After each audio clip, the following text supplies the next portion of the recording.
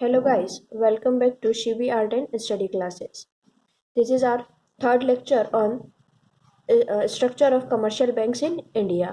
2 video lecture पहले डाल चुकी हूँ, पहले आप वो देख लें, देन थर्ड पे मूव करें. So we start from state cooperative banks.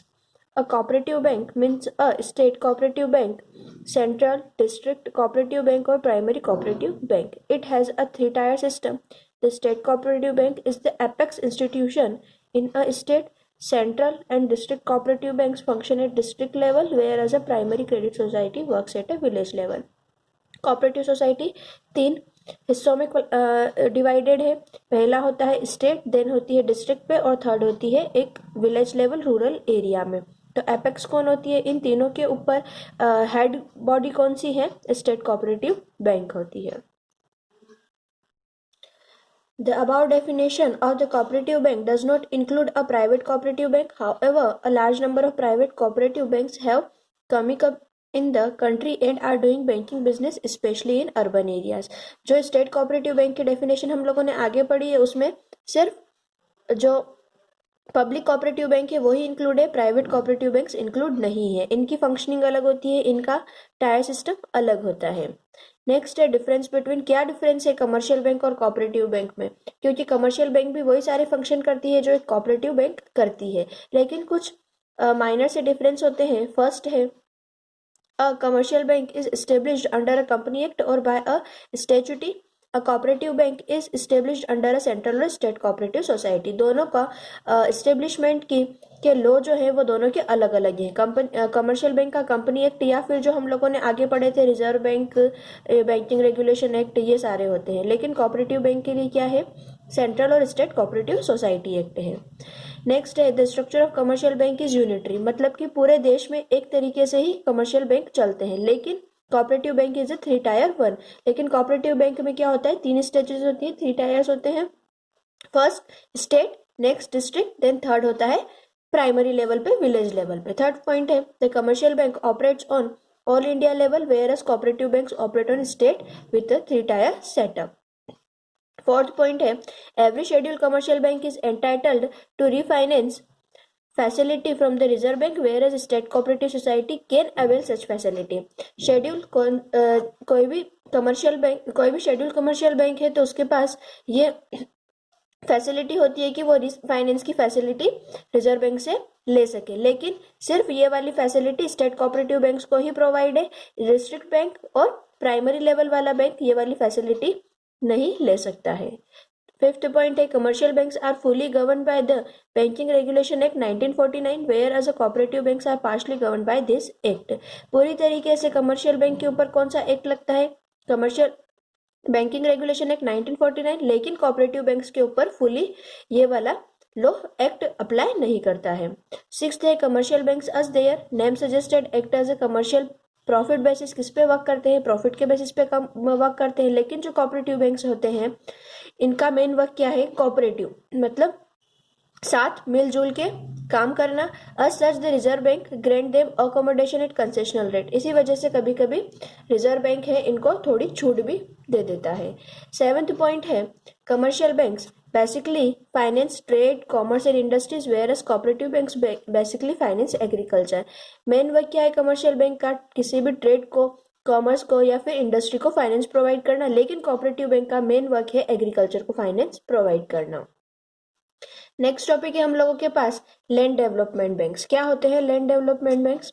Land development banks meets the long term requirement of agriculture sector. जो भी लॉन्ग टर्म रिक्वायरमेंट होती है एग्रीकल्चर सेक्टर की, उसके लिए जब फाइनेंस की जरूरत होती है तो वो कौन प्रोवाइड करता है? Land development bank. किस तरीके के फाइनेंस प्रोवाइड करने में मदद करता है?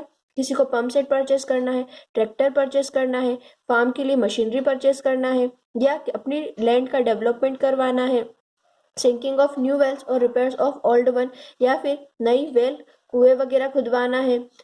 उन सारी चीजों के लिए क्या करता है? Land development bank fund provide करता है. इसमें कितने 2-tier सेटअप होता है? एक तो सेंट्रल डेवलपमेंट होता है और एक प्राइमरी लैंड डेवलपमेंट होता है.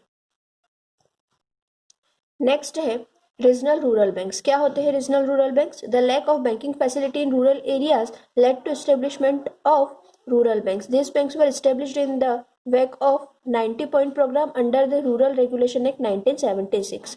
रीजनल रूरल बैंक कब बने हुए हैं, किस एक्ट के तहत बने हुए हैं? 1976 के अकॉर्डिंग। और क्यों बने हुए हैं? ताकि जो रूरल एरिया में फैसिलिटीज, बैंकिंग फैसिलिटीज नहीं पहुंच पा रही थी, उसके लिए रीजनल रूरल बैंक को एस्टेब्लिश किया गया। The need for rural bank arose due to the weakness by which the cooperative and commercial bank suffered. जो प्रॉब्लम्स कोऑपरेटिव कमर्शियल बैंक को सफर हो रही थी, उससे उबरने के लिए रीजनल रूरल बैंक को एस्टेब्लिश किया गया। The cooperative banks were not able to mobilize adequate resources as such they had to depend on the refinance facility provided by the Reserve Bank. Secondly, the cooperative banks lacked managerial ability resulting in a poor loan recovery. इस तरह की कुछ problems they रखी है, like उन लोगों को refinance के लिए दूसरों के ऊपर, रिजर्व बैंक के ऊपर डिपेंड रहना पड़ रहा है। फिर मैनेजरियल एबिलिटी नहीं है, पुअर लोन रिकवरी है, जो लोन दे रहे हैं वो वापस से रिटर्न नहीं हो पा रहा है। तो इन सारी चीज़ों को, इन सारी प्रॉब्लम्स को फेस करने की वजह से रीजनल रूरल बैंक को एस्टेब्लिश किया गया है। आगे दिया हुआ है, A rural bank carries on business on granting loans to small and managerial, marginal farmers, artisan, agriculture laborers and small entrepreneur. Rural bank का मेन वर्क क्या है, किसको लोन प्रोवाइड करता है? स्मॉल और जो छोटे किसान हैं उनको, आर्टिसंस हैं, कलाकार लोगों को, एग्रीकल्चर लेबर्स को, और कोई छोटे छोटे एंटरप्रेन्योर्स होते हैं उन लोगों को रूरल बैंक फंड प्रोवाइड करता है। नेक्स्ट टॉपिक है national bank for agriculture and rural development, NABARD. It was established on 12 जुलाई 1982। कब स्टेब्लिश हुआ था ये? 12 जुलाई 1982 को। It was setup N apex development bank for agriculture and rural development. Rural development और agriculture development के लिए हेड एपेक्स बैंक कौन सा है? नाबार्ड है। It has been established to provide a credit and refinance facility to the state cooperative banks, rural bank, state level development bank, commercial bank and other approved institution। क्या इसका उद्देश्य क्या था इसको एस्टेब्लिश करने का? ताकि जो दूसरे बैंक से उनको फंड प्रोवाइड किया जा सके। ये रिफाइनेंस की फैसिलिटी प्रोवाइड करता है कोऑपरेटिव बैंक्स को, रूरल बैंक्स को, जो स्टेट लेवल पे डेवलपमेंट बैंक है उनको, और भी कोई कमर्शियल बैंक है उन सभी को रिफाइनेंस की फैसिलिटी प्रोवाइड करता है।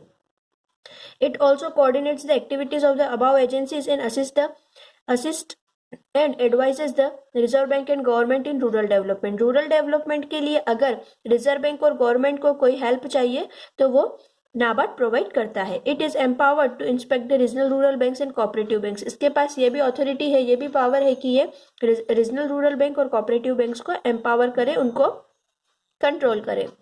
नेक्स्ट है the paid up capital of 2000 crore has been equally contributed by the central government and reserve government. जो नाबार्ड में पैसा लगा हुआ है वो कितना है? 2000 करोड़ की पैडअप कैपिटल है, उसमें इक्वली कंट्रीब्यूट किया है, मतलब कि 50-50% सेंट्रल गवर्नमेंट और 50% रिजर्व बैंक का पैसा लगा हुआ है। It can also issue bonds and debentures and borrow from the reserve Bank, the central government और any other organisation approved by the central government.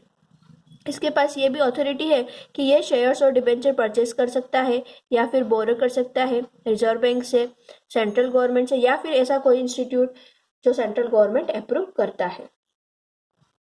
Last topic है development bank. After independence a need was failed for speeding up the industrial development. Industrial finance poses one of the serious problem. The government established a number of financial institutions and development banks to meet the situation.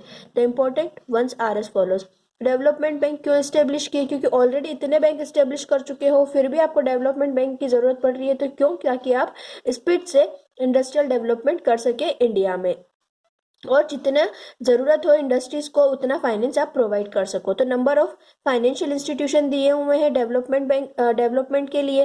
First है IFSCI, IDBI, ICICI, industrial reconstruction corporation, state financial corporation, SIDC, import EXIM bank, import export, discount and finance, house of India and national housing bank. Main work क्या है? Industries को fund provide करना।